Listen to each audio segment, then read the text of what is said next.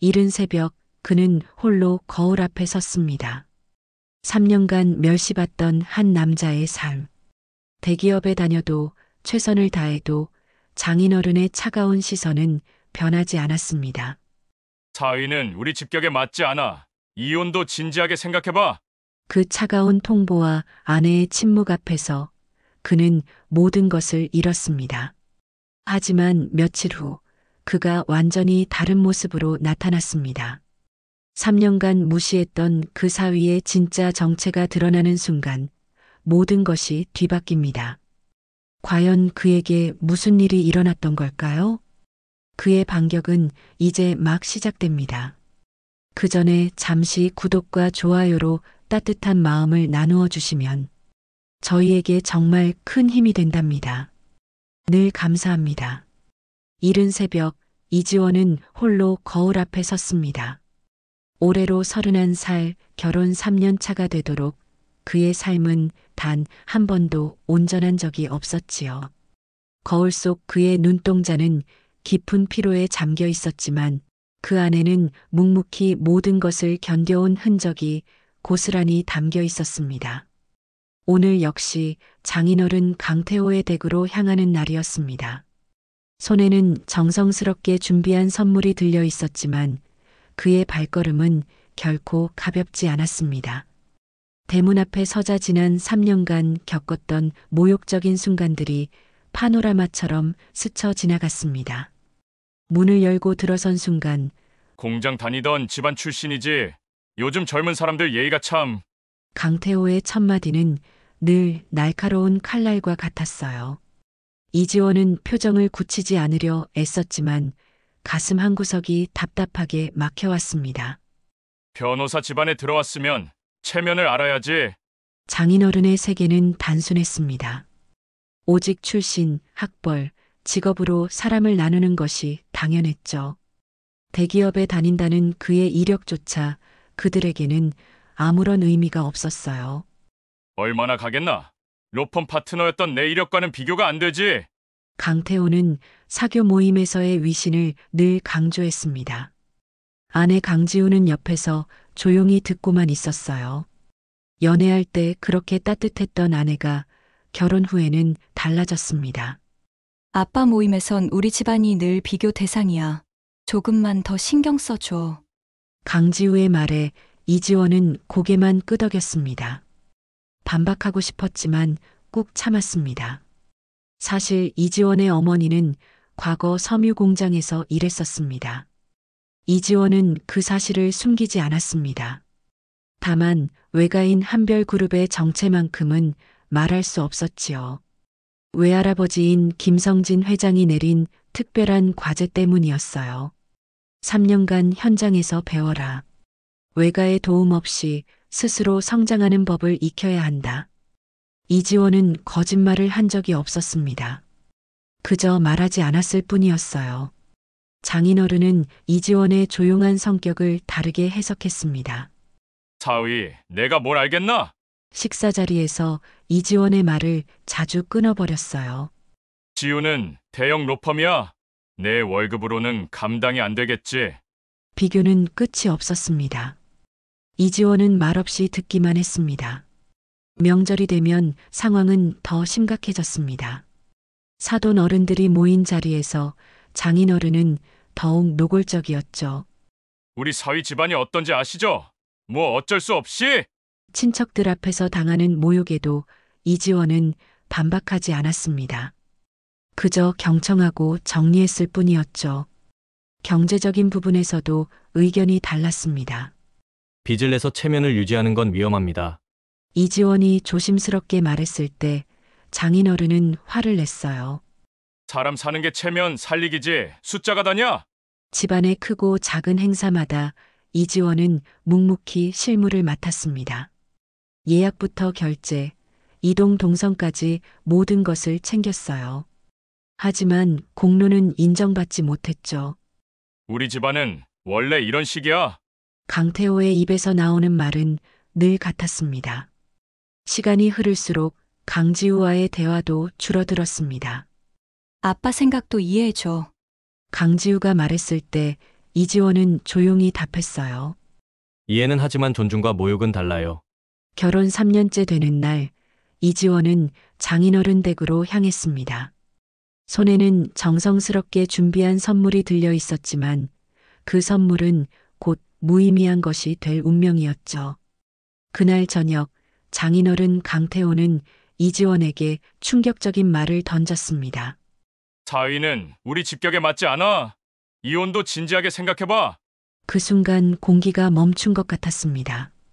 이지원은 옆에 앉은 아내 강지우를 바라봤습니다. 그녀의 반응을 기다렸죠. 하지만 강지우는 침묵했어요. 그 침묵이 이지원에게는 동의로 들렸습니다. 가슴이 무너지는 느낌이었지만 표정만큼은 흔들리지 않았어요. 그날 밤 이지원은 외할아버지에게 보낸 문자를 다시 읽었습니다. 3년 과제의 기한이 곧 끝납니다. 마지막까지 원칙 지키겠습니다. 3년 동안 이지원은 많은 것을 배웠어요. 현장에서 사람들에게서 의사결정 과정에서 말이죠. 외가의 도움 없이 스스로 문제를 해결하는 법을 익혔습니다. 장인댁에서 받은 멸시조차 사람을 보는 훈련의 일부라고 생각했어요. 하지만 무시가 관행이 된 순간 경계가 필요했습니다. 이지원은 말없이 정리를 시작했어요. 서류, 집 열쇠, 통장까지 모든 것을 차근차근 정리했습니다. 결심은 담담했습니다. 원하시는 대로 나가겠습니다. 이제 진짜가 시작될 시간이었습니다. 일주일 후 이지원의 휴대전화에 이메일이 도착했습니다. 이혼 서류였어요. 장인어른의 지인 변호사가 만든 초안이었죠. 위자료와 재산 분할은 최소치만 적혀 있었습니다. 이지원은 서류를 찬찬히 읽어보았어요. 감정이 복받쳤지만 표정은 평온했습니다. 조건을 따지거나 협상을 요구하지 않았습니다. 감정 거래는 하지 않겠습니다. 깔끔하게 정리하죠. 이지원은 서명했습니다. 공동 계좌의 모든 내역을 정리해서 투명하게 공유했어요. 마지막 인사 자리에서 장인어른이 차갑게 말했습니다. 이 선택 후회하지 말게. 이지원은 짧게 답했습니다. 후회하지 않겠습니다. 목소리에는 흔들림이 없었습니다. 집을 나오는 길, 이지원은 3년 만에 처음으로 전화 한 통을 걸었습니다. 여보세요? 오정우 비서실장님입니까? 3년 만에 처음 거는 전화였습니다. 수화기 너머에서 오정우 비서실장의 놀람의 기색이 느껴졌습니다. 네, 전무님. 오랜만입니다. 이지원은 깊게 숨을 들이쉬고 말했습니다. 내일 전략기획실 임원 회의를 시작하시죠. 자료는 준비되어 있습니다. 오정우 비서실장은 망설임 없이 답했습니다. 알겠습니다. 바로 준비하겠습니다. 다음 날 아침, 이지원은 강남 한솔타워로 향했습니다. 3년 만에 복귀였습니다. 마음이 설레면서도 무거웠어요. 그는 자신의 삶을 통째로 부정하고 멸시했던 이들에게 자신이 누구였는지 보여줄 준비가 되어 있었습니다. 로비에 도착하자 보안 게이트가 자동으로 열렸어요. 경비원이 허리를 깊이 숙였습니다. 전무님 모셨습니다. 엘리베이터는 최상층으로 올라갔어요. 문이 열리자 외할아버지인 김성진 회장이 서 있었습니다. 미소 대신 엄한 눈빛이었습니다. 3년 어땠느냐? 이지원은 깊게 숨을 들이쉬었습니다. 사람이 보였습니다. 숫자 뒤에 숨겨진 표정과 의사결정의 비용이요. 김성진 회장은 고개를 끄덕였습니다. 감정과 권한을 구분할 줄 알게 됐구나. 이제 업무로 증명해라. 그 자리에서 전략기획 전무 정식 임명이 발표되었습니다. 이지원의 가슴이 뜨거워졌습니다. 임원회의실로 향하는 발걸음이 가벼웠어요. 3년간 참았던 시간들이 떠올랐습니다. 회의는 실무형으로 진행됐습니다. 이지원은 준비해온 자료를 펼쳤습니다. 법무자문 규제 리스크의 후보군을 매트릭스로 분석했습니다. 화면에 정리된 표가 나타났어요. 전문성, 윤리 내부 통제, 이해 상충 가능성, 4개 축이었습니다. 곧 대형 법무 자문 계약이 시작됩니다. 연간 수백억 규모의 상시 자문과 분쟁 패키지입니다. 이지원은 잠시 멈추었습니다. 이제 중요한 순간이었어요. 경쟁 후보는 태산, 정우, 광현 로펌입니다. 태산이라는 이름을 말할 때 이지원의 목소리가 약간 낮아졌습니다. 저는 태산과 혼인 관계가 있었습니다. 현재 이혼 절차가 진행 중입니다. 회의실이 조용해졌습니다. 따라서 최종 평가 회의에서는 의결권을 행사하지 않겠습니다. 다만 사전 실무 검토는 기준에 따라 진행하겠습니다. 이지원의 목소리는 확신에 차 있었어요. 임원들이 고개를 끄덕였습니다. 투명성에 감탄하는 표정이었습니다.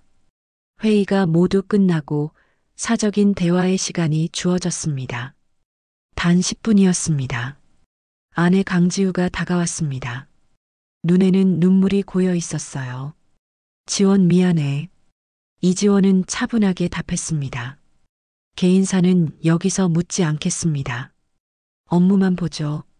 정말 이렇게 끝내는 거야? 강지우의 어깨가 떨렸습니다. 사과는 받겠습니다. 하지만 신뢰는 다른 문제입니다. 장인어른 강태호가 다가왔습니다.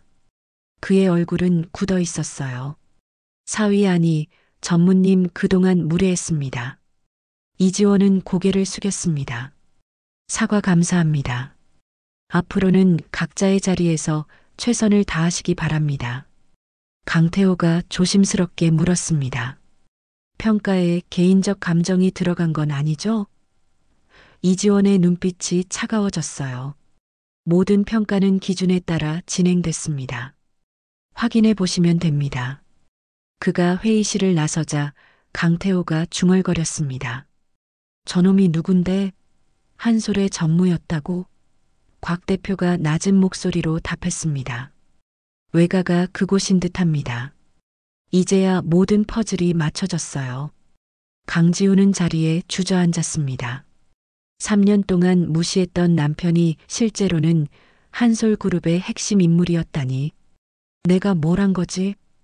후회가 밀려왔지만 이미 늦었습니다. 이지원은 사무실로 돌아가는 길에 깊은 숨을 쉬었어요. 3년간 참았던 시간들이 떠올랐습니다. 그 모든 멸시와 무시가 오늘 하나의 교훈이 되었어요. 복수가 아니었습니다. 단지 기준의 적용이었죠.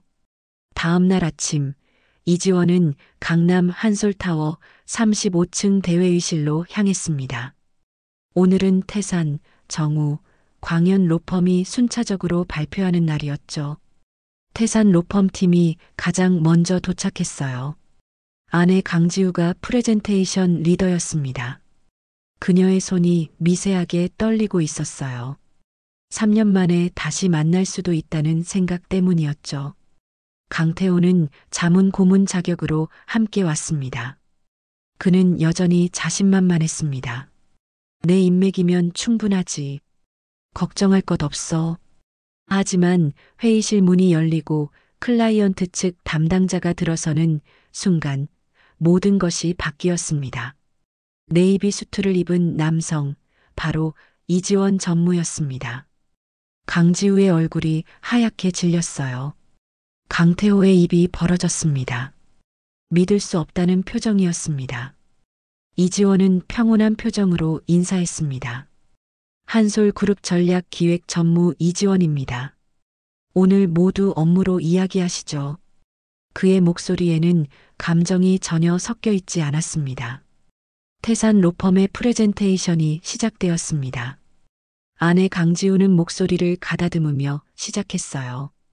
태산 로펌의 규제 이슈 로드맵을 소개하겠습니다. 화면에 정리된 자료들이 나타났어요.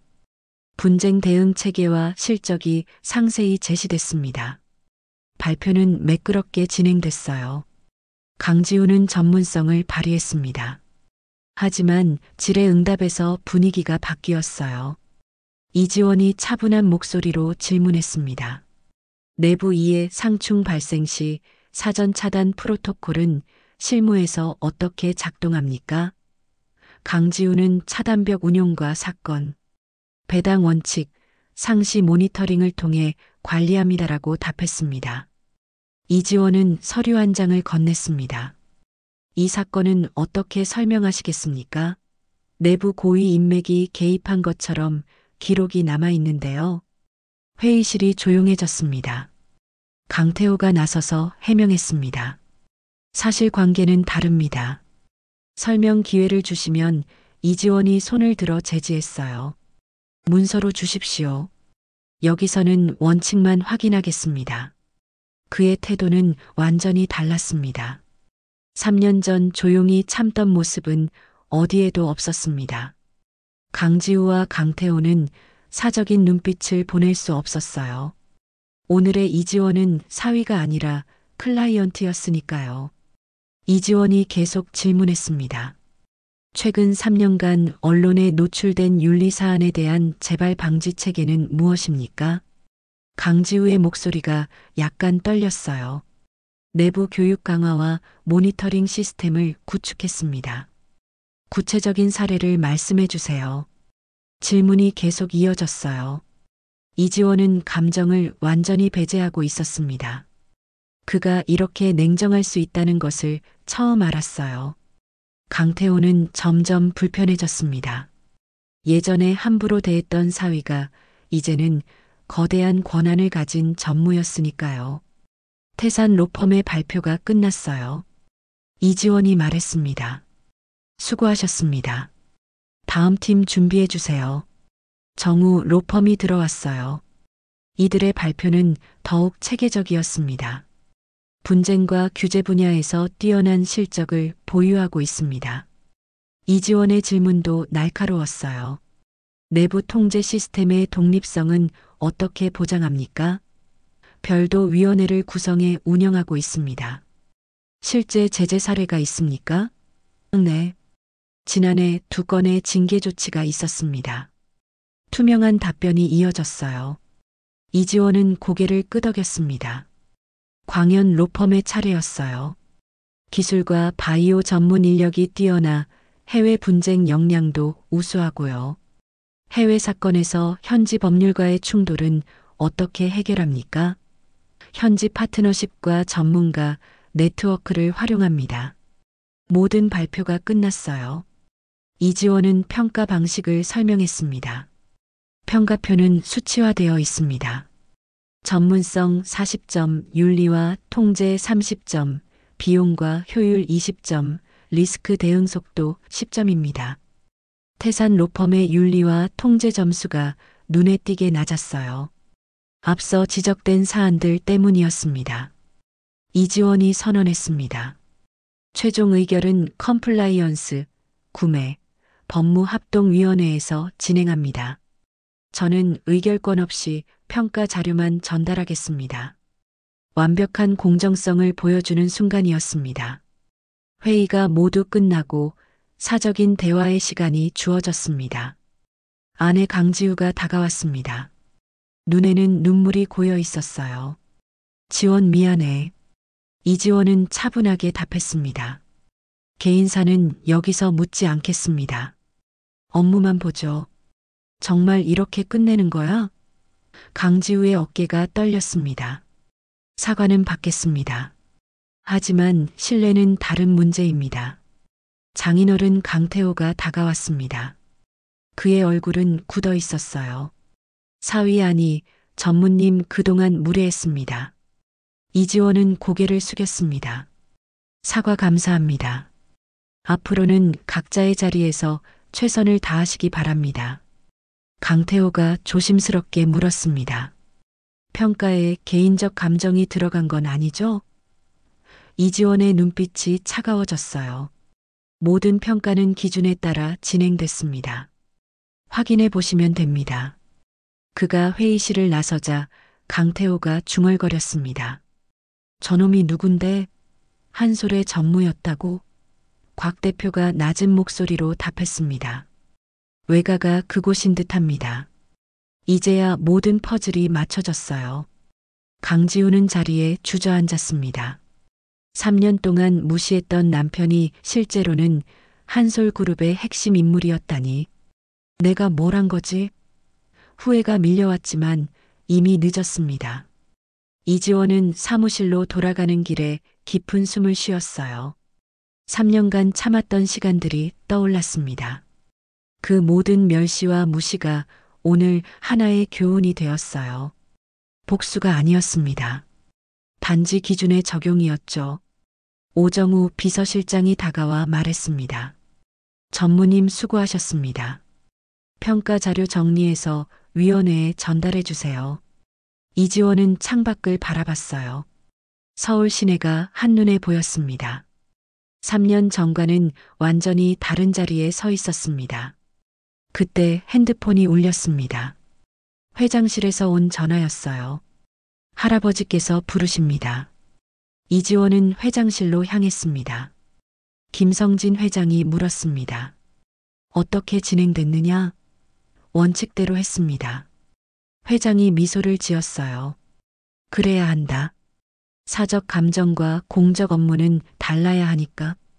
이지원은 고개를 끄덕였습니다. 이제 진짜 시작이다. 준비됐느냐? 이지원은 고개를 끄덕였어요. 네, 준비됐습니다. 2주가 지났습니다. 합동위원회의 문서 검증이 끝났어요. 태산 로펌에 대해서는 여러 쟁점이 확인됐습니다. 내부 인맥 개입 의혹, 사건 배당 규정의 예외 처리, 그리고 언론 리스크 대응 미흡이었어요. 최종 결과가 발표됐습니다. 정우와 광현 로펌이 공동 수임했습니다. 분야를 나누어 담당하기로 했지요. 태산은 차선 협력사 풀의 조건부로 등재됐어요. 6개월 후 재심사 조건이었습니다. 완전한 배제가 아니었죠. 공정한 재활의 기회를 남긴 것이었습니다. 공문에는 명확한 문장이 적혀 있었습니다. 본 결정은 사적관계와 무관하며 공개된 기준에 따른 종합평가의 결과입니다. 언론 보도가 이어졌어요. 한솔 자문사 다변화로 윤리와 내부 통제 강화 기조라는 제목이었습니다. 이지원의 실명은 나오지 않았지만 젊은 전무의 원칙이라는 표현이 반복됐습니다.